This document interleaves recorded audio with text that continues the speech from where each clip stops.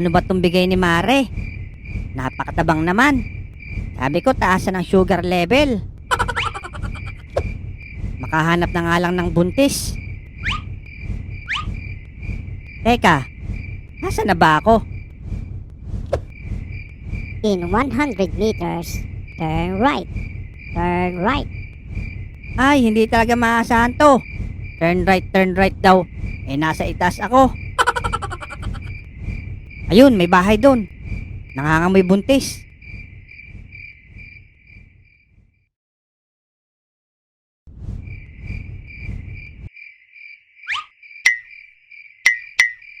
Teka, ano ba itong malambot na ito? Kain ng pusa to ah. Mainit-init pa. Ang baho. Amoy ko kahit wala akong ilong. Ayos to. May buntis nga. Hintayin ko lang kayong makatulog. Han, ngayong buntis na ako. Baka pagpalit mo ako sa iba. Hindi, Han. Mahal kita eh. Talaga? Paano natin palalakihin ang anak natin? Magtatrabaho ako at magsisikap para mabuhay ko kayo. Wow, ang sweet naman nila. Eh paano kung wala kang mahanap na trabaho? Tapos palayasin tayo dito. Anong gagawin natin? Bahala na ang nasa itaas. Kung paano niya tayo tutulungan palakihin ng bata. Pusang gala. Huwag niyo akong idamay dyan sa kalandian yung dalawa. Kayo ang gumawa niyan. Kayo bahala dyan. Nananahimik ako dito sa itaas. Tapos ako pang tutulong bumuhay sa inyo. Ano ko, magulang nyo? Makaalis na nga lang. Nabibismode lang ako sa inyo.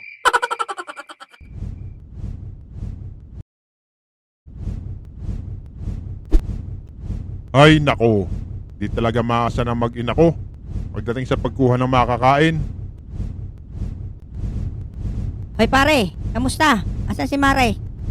Ikaw, ayun, iniwan ko doon. Hinagad daw siya ng barakong baboy. Ah, ganun ba? Eh, saan lakad mo? Maghahanap ng makakain, banda ron. Eh ikaw, saan ang punta mo? Ah, pauwi na ako. Nakaka-bismode target ko kanina. Ako pa raw magbubuhay ng sanggol nila. Hahaha. Sige Mare, una na ako. Sige. Parang malas din ata siya ngayong gabi ah. Makakita lang talaga ako na nakaputi. Sakmal agad sa akin ang leeg nun.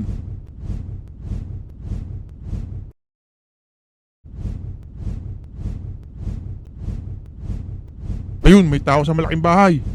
Yari ka sa akin, boy.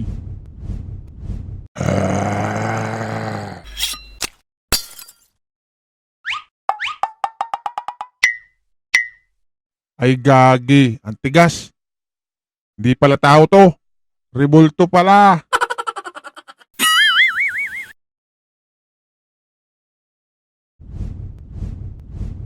Saan kaya may mabibiktima? Teka, may butas pa rin yung bahay na yun. Matingnan nga ulit.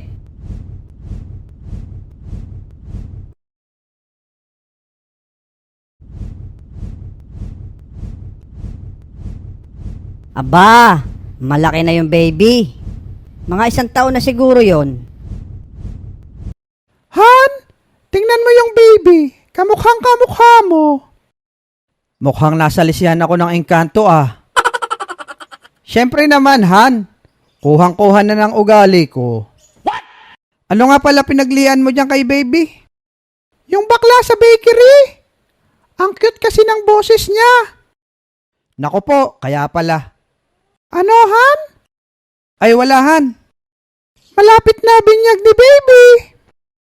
Oo nga, nagkataon, nawalan pa ako ng trabaho. Paano yan? Eh, next week na yun. Huwag ka mag-alala. Maniwala tayo dun sa itaas. Gagawa siya ng paraan. Lintik na iyan. Ako na naman ang tinutukoy nito. Anak ng anak. Tapos kaming mga manananggal ang aasahan. Mare, ano yan? May buntis ba? Wala, Mare. Baby, meron. Silipin mo, dali. May May nakuha ka na bang mga ninong? Oo, Han. Mahigit 30 sila. Para sulit. Ikaw, meron ka na bang nakuhang ninang? Wala pa, pero yung nasa taas na lang siguro ang bahala. Tingnan mo, Mare. Kukuhanin pa tayong ninang. Aba, oo nga, Mare.